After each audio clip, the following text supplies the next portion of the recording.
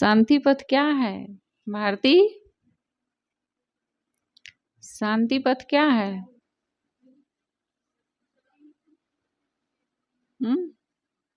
नहीं पता? प्रज्ञा साहब, शांति पथ क्या है? साधना शांति पथ है। मधु जी, शांति पथ क्या है? चलो शिलप्रिया बताओ, शांति पथ क्या है?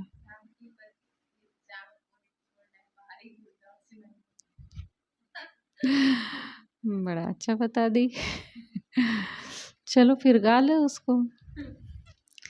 जिंदगी जीना सभी क्या जानते हैं, लोग तो धन की प्रमुखता मानते हैं।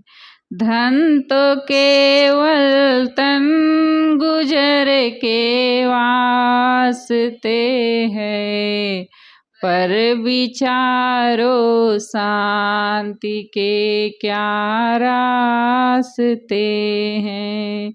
क्या कोई सम्मान धन परिवार पाकर हो सका है जिंदगी में शांति सागर? शांति का पथ चाह को नित छोड़ना है, बाहरी घुड़दौड़ से मुख मोड़ना है। बात ये सबकी समझ में आ भी जाती, पर विषय की आदतें उनको न चाहती। त्याग का बल त्याग से ही बढ़ सकेगा, जो करे शुरुआत वो ही चढ़ सकेगा। भक्ति से हो ज्ञान उससे ध्यान होता, ध्यान से हो त्याग सब भव रोग खोता। त्याग से ही शांति सबको मिल सकेगी, शांति से ही जिंदगी ये खिल सकेगी, शांति से ही जिंदगी ये खिल सकेगी। गुरुदेव जी ने शब्दों को रचा है कि जिंदगी जीना सभी क्या जानते हैं।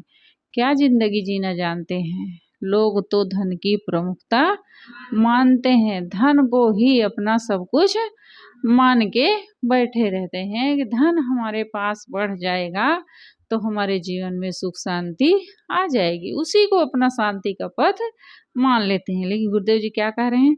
धन तो केवल तन गुजर के वास्ते है। धन किसके लिए है? केवल शरीर निर्वाह के लिए है।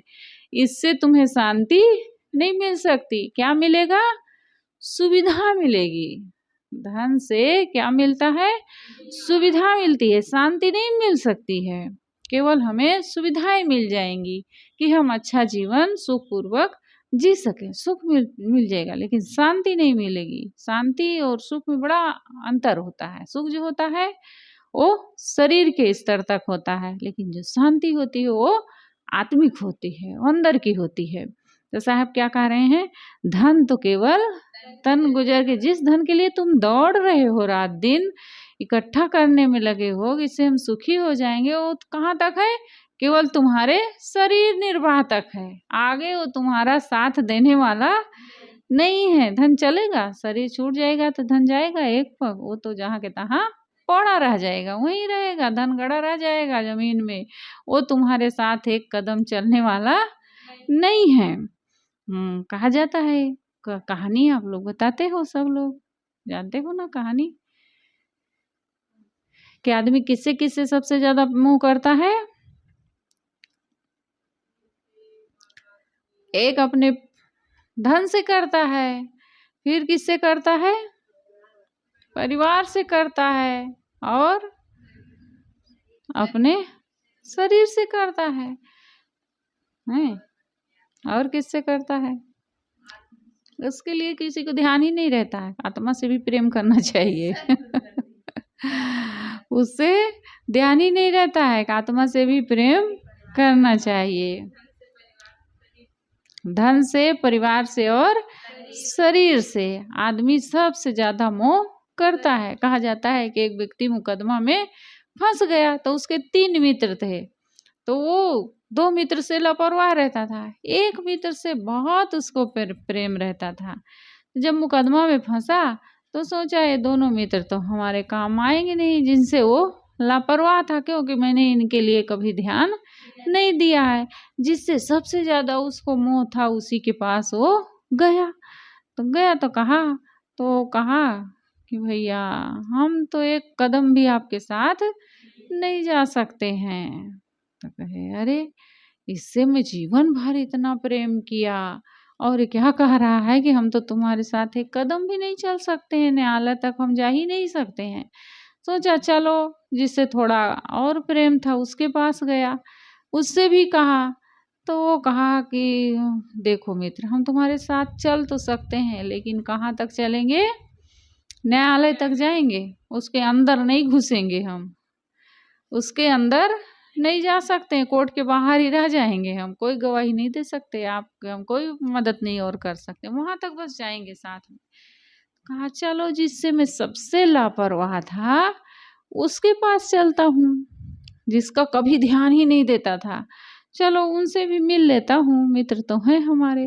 तो उनके पास गए तो फिर कहे कि मित्र मैं ऐसे ऐसे मुकदमे में फंस गया हूँ, आपको गवाही देना है, चलिए मेरे साथ।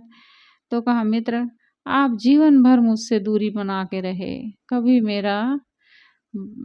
मेरी ओर कभी ध्यान नहीं दिए आप, लेकिन फिर भी मैं आपका साथ दूंगा। तो फिर वो मित्र उनके साथ गया और उनका सहयोग किया, उनको मुकदमे से बचा लिया, छुड़ा लिया जिस केस में वो फंसे थे। कहने का मतलब है आदमी पहला प्रेम किससे करता है, धन से करता है। जब मौत आ जाती है तो धन जाता है साथ में, वो कहता मैं एक कदम आपके साथ नहीं चल सकता, तिजोरी में पड़ा है तो वो पड़ा ही रहेगा। दूसरा मित्र कौन है, परिवार है। उसके बाद आदमी किससे प्रेम करता है, परिवार से करता है। पहला धन से करता है, धन के प्रति बहुत चिपकाहट होती है। कई लोग होते हैं मर जाते हैं लेकिन इलाज नहीं करवाते हैं, पैसा खर्च हो जाएगा। कहा जाता है कि एक व्यक्ति बहुत बड़ा सेठ था, कंजूस था, वो नहीं करता था, पैसा नहीं खर्च करता था। एक बार बीमार हो गया तो गांव के लोग कहे कि देखिए आप अपना इलाज अब करवा लीजिए, बहुत दिन हो गए आपकी बीमारी जो है बढ़ते जा रही है। तो उसने कहा कि कितना पैसा लगेगा। गांव वाले कहे कि अब आपकी बीमारी का स्तर देखते हुए तो आपको भर्ती होना पड़ेगा, तभी आप ठीक हो सकते हो। अगर भर्ती नहीं हो सकते तो कोई बड़े डॉक्टर को दिखा दीजिए, और नहीं तो आपको तो बीमारी इतना बढ़ गई है कि भर्ती होंगे तभी ठीक होंगे। तो कहे कितना पैसा लगेगा।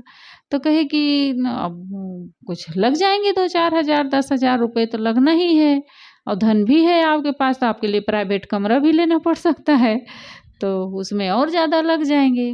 तो कहा कि और नहीं भर्ती होऊंगा तो क्या होगा। तो गाँव वाले कहे कि नहीं भर्ती होगे, नहीं इलाज करवाओगे, धीरे धीरे आपकी बीमारी बढ़ेगी और फिर आप बहुत ज़्यादा बीमार हो जाएंगे, तो फिर शरीर भी छूट सकता है आपका। तो कहे उसमें कितना खर्चा लगेगा। तो कहेंगे अब मर जाओगे तो कोई 1-2 हजार में लकड़ी वकड़ी लेना पड़ेगा तो लेना पड़ेगा, और जला दिया जाएगा, सब जाके जला देंगे, उसमें ज़्यादा खर्चा 200-400 में आपका निपटारा हो जाएगा। तो उसने कहा फिर वही ठीक है।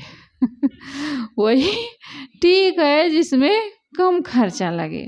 तो ऐसे होता है धन के प्रति मोह, धन का अधिक मोह होता है लोगों के पास।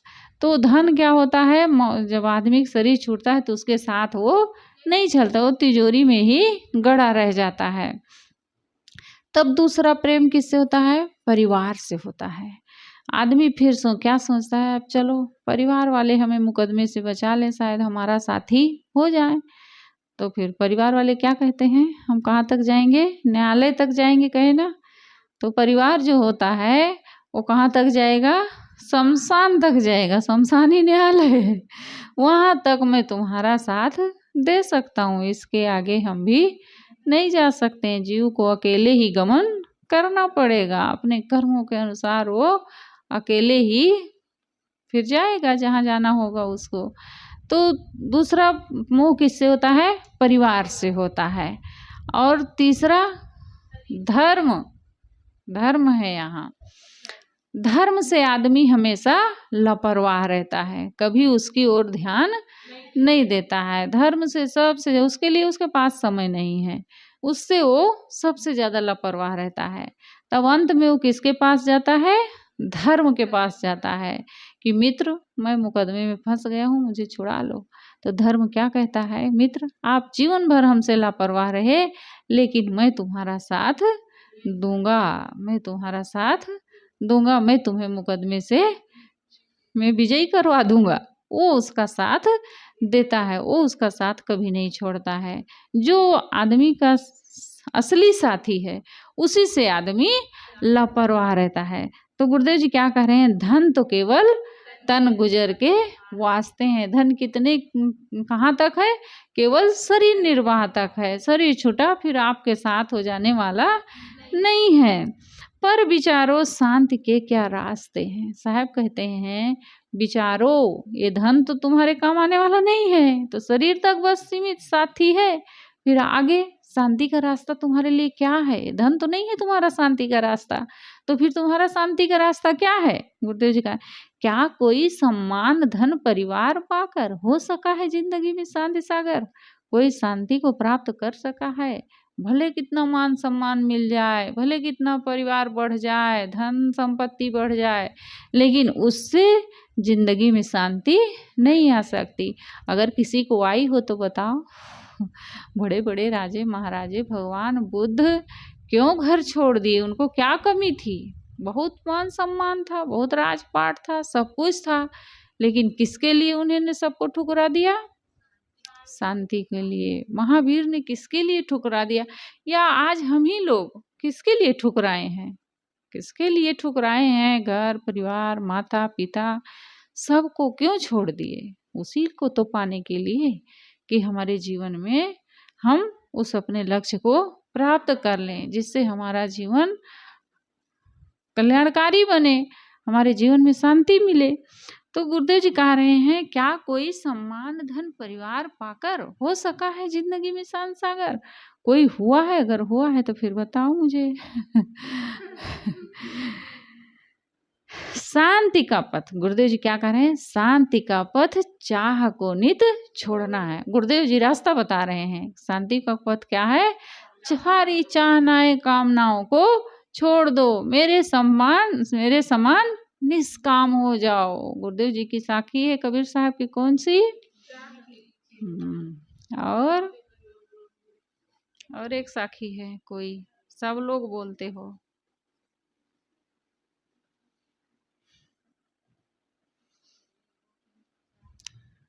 सब सुख तेरे पास, कौन सी साखी है वो?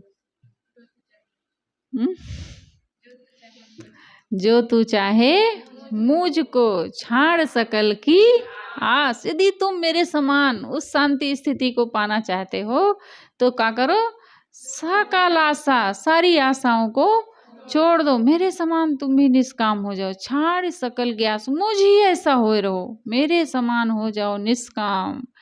किसी की चीज़ों की कामना मत करो कि हमें उनसे सुख मिलेगा, उनसे हमें ये मिलेगा वो मिलेगा। किसी से भी कोई कामना मत रखो। जितना चाहना रखोगे उतना ही दुखी बने रहोगे, कभी तुम्हें सुख शांति नहीं आ सकती। तो गुरुदेव जी रास्ता बता रहे हैं शांति का, कि शांति का पथ चाह को नित छोड़ना है, बाहरी घुड़दौड़ से मन मुड़ना है। जो बाहर हमारा मन दौड़ लगा रहा है, विषयों में चल रहा है, ओ उससे अपने मन को लौटा लो, उस घुड़दौड़ से अपने आप को बचा लो। बाहर जितना दौड़ोगे उतना ही दौड़ते जाओगे, दौड़त दौड़त दौड़िया जहाँ तक मन की दौड़, दौड़ थका मन थिर भया बस ठौर की ठौर। चाहे जितना मन को आप बाहर दौड़ा लो, बाहर से तुम्हें सुख शांति नहीं मिल सकती। बाहरी घुड़दौड़ से मन मोड़ना है, अपने मन को तुम्हें उधर से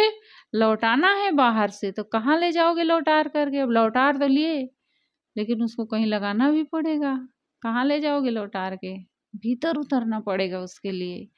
उस शांति को पाने के लिए अपने भीतर की ओर लौटना पड़ेगा। भीतर अपने देखो, हमारे भीतर कौन सी घटना घट रही है, हम क्या कर रहे हैं, क्या क्या हमारे मन में चल रहा है। अपने भीतर झांकने का प्रयास करो।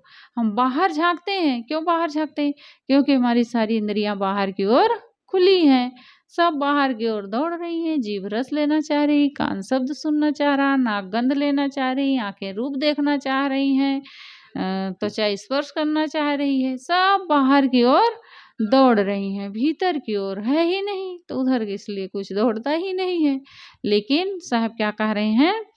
बाहरी घुड़दौड़ से मन मोड़ना है। अगर शांति चाहते हो तो क्या करो? बाहर से अपने मन को भीतर की ओर लौटा लो। जितना दौड़ोगे उतना ही तुम दौड़ते जाओगे, कभी स्थिरता मिलने वाली नहीं है। आगे क्या कह रहे हैं गुरुदेव जी? बात ये सबकी समझ में आ भी जाती, ये बात सबकी समझ में आ जाती, लेकिन कारण है एक सबसे बड़ा। कौन सा कारण है? पर विषय की आदतें सबको नचाती। ये जो विषयों की आदत की लत लगी हुई है, ये स्थिर नहीं होने दे रही है, ये दौड़ा रही है लोगों को। आदत हमारी, ये गंदी आदतें, ये हमें कभी स्थिर नहीं होने देती हैं। ये अपनी अपनी और हमें खींचती रहती हैं। आंखें क्या चाहती है? रूप देख लूं। अब साधना कहती है कि नहीं, मत जाओ देखने, क्या जरूरत है उस चीज को देखने की। लेकिन आदत है, नहीं मान रहा है मन। जीभ है, वो जान रहे हैं हमारे साधना के विपरीत है, लेकिन वो तो फिर अब आदत बनी हुई है। हम बिना उस चीज को खाए रह ही नहीं सकते, हम बिना सोचे रह ही नहीं सकते, बिना सुने रह ही नहीं सकते।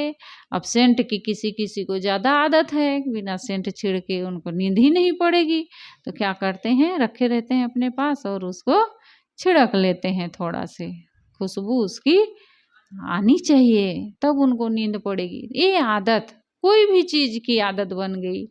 बीड़ी पीने की आदत बन गई, तंबाकू खाने की आदत बन गई, शराब पीने की आदत बन गई, किसी की राग द्वेष चुगली निंदा करने की आदत बनी है, काम क्रोध लोभ मोह की आदत बनी हुई है, मोह करने की ये अनादिकाल से मन विषयों में लंपट बना हुआ है।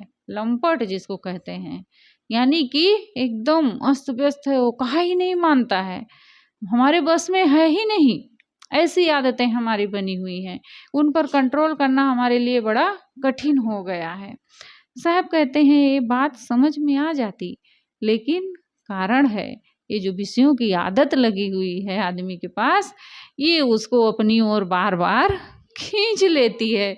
चढ़ना तो चाहता है ऊंचाई पर, चलना चाहता है, साधना करना चाहता है, मन इंद्रियों को साधना भी चाहता है, साधक भी बनना चाहता है, अच्छे संत भी बनना चाहता है, लेकिन जो आदत है वो उसके बस में है ही नहीं। वो तो अपनी ओर उसको बार बार नीचे की ओर पटक देती है, गिरा के उसको लतेड़ देती है अच्छा से। चलो फिर एक कदम फिर आगे चलने को सोचता है, फिर घसीट लेती है, और शायद वही एक बार उसको तोड़ देता, एक बार नहीं, हम नहीं करेंगे ऐसा गलत, एक बार वो तो अगर काट देता अपनी आदत को, तो फिर वो कमजोर पड़ जाती है, वो कमजोर पड़ जाती। लेकिन फिर से उस चीज को दे देता है। अब जब फिर से देता है तो फिर वो बलवान बन जाता है, फिर वो बलवान बन जाता है, और शायद उसी को एक बार तोड़ने की कोशिश करता तो कमजोर पड़ जाता। लेकिन आदमी कमजोर ना करके उसको फिर से वो चीजें दे देता है, चाहे शब्द हो, चाहे स्पर्श हो, रूप हो, रस हो, गंध हो, कोई भी चीजें हैं, इन्हीं 5 विषय में सब कुछ आ जाता है। तो ये फिर से दे देता है। अब जिन चीज को खुराक मिलती जाएगी तो मजबूत बना रहेगा ना। खुराक जब पाता जाता है तो मजबूत बना रहता है, और वही खुराक देना हम बंद कर दें अगर उसको, तो वो कमज़ोर पड़ जाएगा, हमारा ही शरीर है। अब हम इसको भोजन नहीं देंगे तो कमज़ोर नहीं हो जाएगा? कमज़ोर हो जाएगा। ऐसे मन जो है वो विषयों का गुलाम बना, आदती बना हुआ है, बलवान बना हुआ है। वो हमें बार-बार गलत आदतों की ओर खींचता रहता। मन की आदत है नीचे की ओर बहना, लेकिन जो अंतरात्मा की आवाज़ है वो ऊपर उठाती है हमें।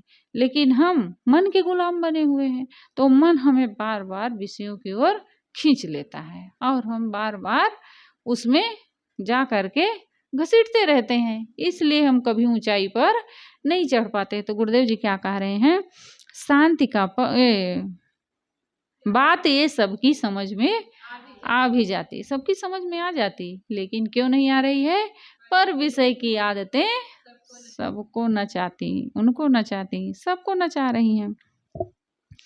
लेकिन अगर शुरुआत कोई कर दे उन आदतों को त्याग करना, तो क्या करेगा? त्याग का बल त्याग से ही बढ़ सकेगा। जो करे शुरुआत वो ही चढ़ सकेगा। गुरुदेव जी कह रहे हैं त्याग का बल जो होता है किससे बढ़ता है? त्याग से बढ़ता है। हम त्याग करेंगे ही नहीं तो फिर कहाँ से बढ़ेगा वो तो कमजोर पड़ा रहेगा। तो त्याग का बल त्याग से ही बढ़ सकेगा और जो करे शुरुआत वो ही चढ़ सके। जो शुरुआत करेगा वही ऊंचाई पर चढ़ सकता है। अब किसी को छत पर जाना है तब उसको एक एक सीढ़ी चढ़ना पड़ेगा, तब तो छत पर पहुंचेगा। और जब चढ़ेगा ही नहीं एक सीढ़ी पर तो छत में कैसे चढ़ेगा? कहाँ पहुंच पाएगा? तो उसके लिए हमें धीरे धीरे थोड़ा थोड़ा रोज त्याग करना पड़ता है अपने गलत आदतों को, विषयों की आदतों को, तब हम उस पर चढ़ पाते हैं। जो करे शुरुआत वही चढ़ सके। भक्ति से हो ज्ञान। भक्ति जब हमारे जीवन में आती है तब हमारे भीतर क्या होता है? ज्ञान बढ़ता है। क्योंकि भक्ति से हमारा जो हृदय होता है वो क्या होता है? कोमल बनता है। और कोमलता जब आएगी भीतर तभी उसमें ज्ञान टिकेगा। कठोर हृदय में ज्ञान नहीं टिक सकता है। कोमल हृदय में पहले हृदय को अपने को उर्वरक बनाना पड़ता है। जैसे खेत में बीज डालते हैं लोग तो क्या करते हैं? पहले उसकी सिंचाई करते हैं, गुड़ाई करते हैं, बढ़िया उसमें खाद पानी डाल के मिट्टी को एकदम भुरभुरी बना देते हैं, उर्वरक बनाते हैं, कोमल बना देते हैं खेत को। अब कोई ढेला में जाएगा बीज छीड़ देगा तो फिर उगेगा? नहीं उगेगा। उसके लिए भी हमें पहले उसको खेत को उर्वरक बनाना पड़ता है। खाद पानी सब डाल के जुताई गुड़ाई बढ़िया करके तब उसमें जब बीज डालते हैं तो डालते ही बीज भर दे उग जाता है। ऐसे ही जब हम भक्ति करते हैं तो हमारे जीवन में कोमलता आती है। जब हमारा हृदय कोमल होता है तब उसमें ज्ञान टिकता है। तो क्या करें गुरुदेव जी? भक्ति से हो ज्ञान। अब ज्ञान होगा तभी ध्यान में हमारा मन लगेगा। अगर ज्ञान नहीं है, हमें बोध ही नहीं है आत्मा अनात्मा का, जानते ही नहीं है आत्मा क्या है, परमात्मा क्या है, हमारे जीवन में कैसे शांति आएगी, ध्यान क्या है, हमारा जीवन क्या है, इसका हमें ज्ञान ही नहीं है तो हम कैसे ध्यान करेंगे? कहाँ हम अपने मन को टिकाएंगे? उसका हमें पता ही नहीं है कुछ। साहब कह रहे हैं भक्ति से हो ज्ञान, उससे ध्यान होता। और ध्यान से क्या होता है? ध्यान से हो त्याग। त्याग, ध्यान से हो त्याग, सब भव रोग खोता। फिर सारे भव रोग हमारे मिट जाते हैं जब ध्यान लग जाता है। जहाँ हमारी जो एक आंतरिक ऊंचाई होती है, जो शांति, जो हमारा एक मुख्य लक्ष्य होता है, स्वरूप स्थिति होती है, जब उसमें हमारा ध्यान लग जाता है तब हमारा सब भव रोग खो जाता है। यानी हमारे मन की सारी पीड़ा समाप्त हो जाती है। जीव फिर जन्म मरण के दुखों से मुक्त हो जाता है। सारे बंधन उसके कट जाते हैं, सब भव रोग खोता। त्याग से ही शांति सबको मिल सकेगी। शांति कैसे मिलेगी? त्याग से ही शांति मिलेगी। त्याग करन है सबन को, बचत न कोई दिखाए। चाहे तजो दुख भोग के, चाहे प्रथम हटाओ। चाहे सारा दुख रोक झेल करके तब दुनिया को छोड़ो, मोह माया को छोड़ो, और चाहे पहले ही छोड़ दो। अब समझदारी इसी में होगी कि पहले से ही हम छोड़ दें। पहले से ही छोड़ देंगे तो सारा दुख हमारा मिट जाएगा। अब सारा दुख लहसुन प्याज और क्या, मिर्ची खा के चाहे रुपए लौटा दो और चाहे पहले ही लौटा दो। एक व्यक्ति कर्जा लिया था किसी से बहुत सारा, अरे 100 रुपए कर्जा लिया था, ज़्यादा नहीं लिया था। तो क्या किया, उसका वो मांगने आया कि भैया मेरा कर्जा दे दो, पैसा जो लिए हो। तो उसने रोज बहाने बनाता रहता था, नहीं दूंगा नहीं दूंगा। वो बेचारा उब गया, अब इसको कुछ सिखाना चाहिए। तो उसने कहा अच्छा भैया अगर कर्जा नहीं देना चाहते हो तो ऐसे करो, आप 100 मिर्चा खा लो और मैं आपका कर्जा माफ कर दूंगा। तो कहा कि सोचा कि बढ़िया तो है, मिर्चा में न कोई तिताई है न कुछ है, लाओ खा लेता हूँ। अब 100 जैसे 10 मिर्चा खाया तैसे उसकी आंत जलने लगी। अरे अब तो नहीं चले गए, परेशान हो गया, 10 मिर्चा में ही अब 100 मिर्चा खाना है। तो उसने कहा ये तो नहीं खा पाऊंगा।